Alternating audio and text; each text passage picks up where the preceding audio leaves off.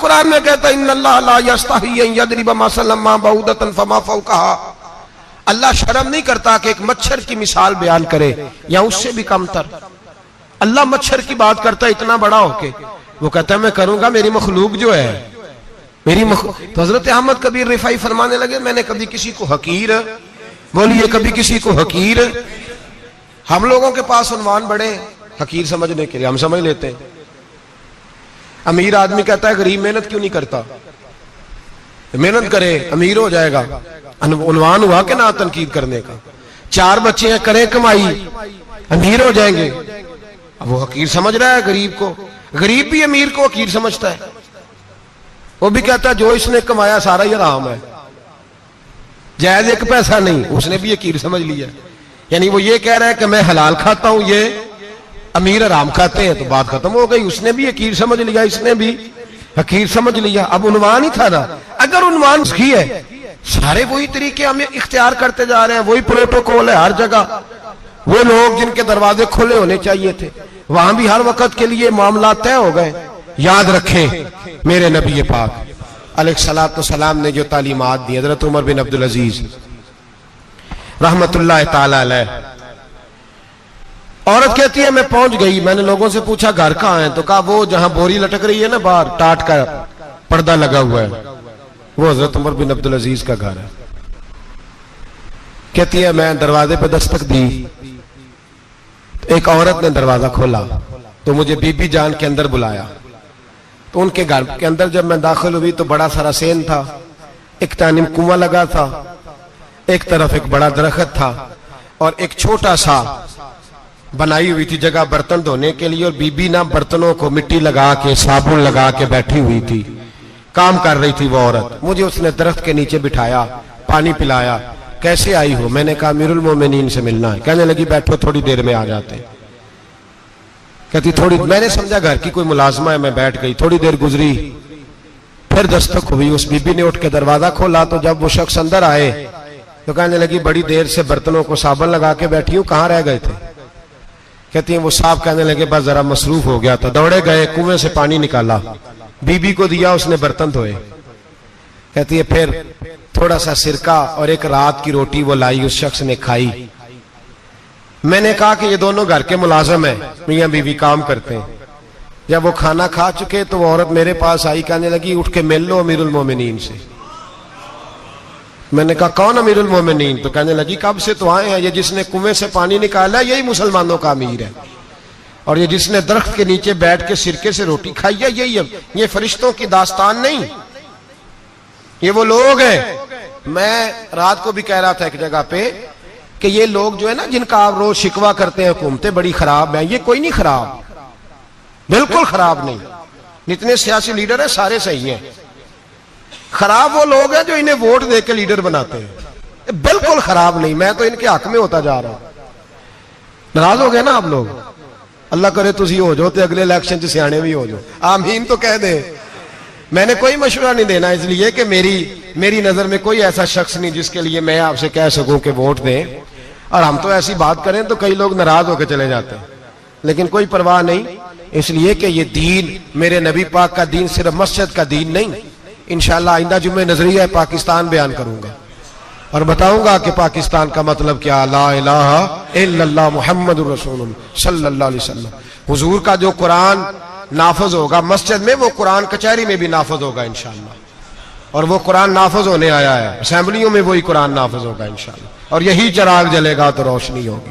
بیان کریں گے اور ڈٹ کے بیان کریں گے، آپ کو بتائیں گے۔ جو بات سمجھا رہا ہوں فی الوقت وہ سمجھے، مجرم وہ نہیں جو بڑا بن کے لوٹتا ہے، مجرم وہ ہے جو اس کو سپورٹ کرتا ہے، جس نے اسے بڑا بنایا ہے۔ یہ یاد رکھ لیں، ہماری کوئی بچت نہیں ہوگی، ہم سے پوچھا جائے گا، ہم سارے کچہری میں کھڑے ہوں گے، اللہ سوال کرے گا کہ تم بتاؤ تم ان کے مددگار کیوں بنے تھے، تم سپورٹ کیوں کرتے تھے، یہ پوچھا جائے گا اور ہم نے جواب دینا ہے۔ بہرحال عام دام پر سر مطلب جناب عمر بن عبدالعزیز رحمت اللہ علیہ کے وہ بی بی گئی تو کہنے لگی کہ یہ امیر المومنین نے کہا، وہ اٹھ کے حاضر ہوئی، کہا حضور میں عراق سے آئی ہوں، میرا خاوند فوت ہو گیا، میری 5 بیٹیاں ہیں، وظیفہ لگا دے۔ وہ بی بی کہتی ہے میرا دل تھا کہ یتیم بچیوں کا 100 دینار سال کا لگا دیں گے تو بڑی بات ہے۔ کہتی ہیں جب میں ان کے پاس گئی تو حضرت عمر بن عبدالعزیز کو بتایا تو وہ رونے لگ گئے اور مجھ سے معافیاں مانگنے لگے. میں نے کہا حضور آپ کیوں معافی مانگتے ہیں؟ تو کہنے لگے اس لیے معافی مانگ رہا ہوں کہ تو میری رعایا میں تھی اور تیری 5 بچیاں یتیم تھی, تجھے خود چل کے آنا پڑا ہے. میرا کام تھا تیری خبر لیتا, معاف کر دے اللہ کی رضا کے لیے. انہوں نے وظیفہ لکھنا شروع کیا تو میری ایک بچی کا 1000 دینار سال کا لکھا. میں نے کہا اللہ تیرا شکر ہے. پھر دوسری بچی کا 1000 لکھا تو میں نے کہا اللہ تیرا شکر ہے. تیسری کا 1000, چوتھی میں نے کہا شکر ہے. جب چوتھی کا لکھا تو میں نے کہا اللہ آپ کا اقبال بلند کرے, اللہ آپ کو ہمیشہ اسی طرح پھلتا پھولتا رکھے. کہتے ہیں جناب عمر بن عبدالعزیز نے قلم رکھ دیا, فرمانے لگے میں 5ویں کا وظیفہ نہیں لکھوں گا, 4 بہنوں سے کہنا بانٹ کے اسے بھی دے دیں. کہا حضور کیوں؟ آپ فرمانے لگے جب تک تو اللہ کا شکر ادا کر رہی تھی میں بھی رب سے جڑا ہوا تھا اور اللہ سے ڈر کے لکھ رہا تھا. اب تو نے میری تعریف کی ہے, اب میری ذات آ گئی ہے, اب میں اگر یہ وظیفہ لکھوں گا تو اس سے اللہ راضی نہیں ہوگا, اس سے میرے نفس میں ریا پیدا ہوگی. اب میں 5ویں کا نہیں لکھوں گا, جا اور جا کے عراق کے گورنر کو دے. بی بی کہتی ہے میں گھوڑے پہ بیٹھی اور میں چند دنوں کے بعد عراق پہنچی. جب سویرے آ کے میں نے والی عراق کو رکا دیا تو وہ چیخ مار کے رویا. میں نے کہا کیا ہوا؟ تو کہنے لگا بی بی آج رات کو حضرت عمر بن عبدالعزیز کا انتقال ہو گیا, فوت ہو گئے. تو انتقال کر گئے. کہتی میں بھی تڑپ کے روئی. میں نے کہا میری یتیم بچیوں کا کیا بنے گا؟ تو وہ گورنر کہنے لگا تیرے وظیفے جاری رہیں گے, تجھے ملتے رہیں گے. تو کہنے لگی کیسے؟ کہنے لگا میں اگر تو گورنر رہا تو تیرا وظیفہ جاری رہے گا, اور اگر گورنری سے اتر بھی گیا تو میں ذاتی طور پہ مالدار ہوں, پھر بھی تیری بچیوں کے ماہانہ پیسے پہنچتے رہیں گے. میں نے کہا تو کیوں دے گا؟ کہتی وہ رو پڑا. کہنے لگا اگر امیر حضرت عمر بن عبدالعزیز جیسے ہو تو پھر اللہ گورنروں کے دلوں میں بھی رحم ڈال دیا کرتا ہے, پھر میرے جیسے لوگوں کو بھی وہ بدل دیتا ہے. حضرت عمر بن عبدالعزیز گھر آئے, 3 بیٹیاں تھیں. ایک کو آواز دی وہ آئی تو اس نے منہ پہ ہاتھ رکھا ہے, دوسری کو آواز دی وہ آئی تو منہ پہ ہاتھ رکھا ہے, تیسری کو آواز دی تو منہ پہ ہاتھ رکھا ہے. آپ نے اپنی بیوی سے کہا کہ یہ بچیاں منہ پہ ہاتھ کیوں تینوں نے رکھا ہوا ہے, کیا بات ہے؟ تو بی بی رو پڑی, کہنے لگی 4 دن ہو گئے میری بیٹیاں پیاس سے روٹی کھا رہی ہیں, 4 دن ہو گئے. ان کے منہ سے بدبو آتی ہے, اس لیے وہ آپ کے سامنے آتی ہیں تو منہ پہ ہاتھ رکھ لیتی ہیں 4 دنوں سے.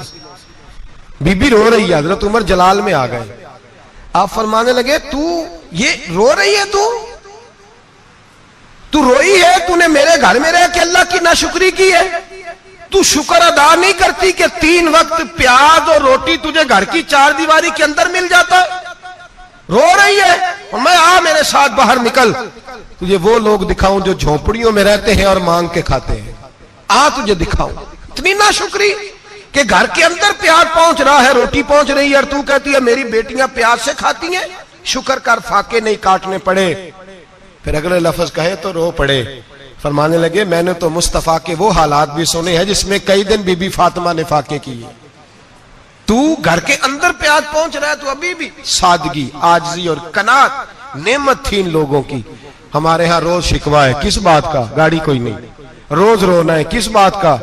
بنگلہ کوئی نہیں. روز رونا ہے, کس بات کا؟ بینک بیلنس کوئی نہیں. 10 جوڑے کیوں نہیں عید پہ آئے؟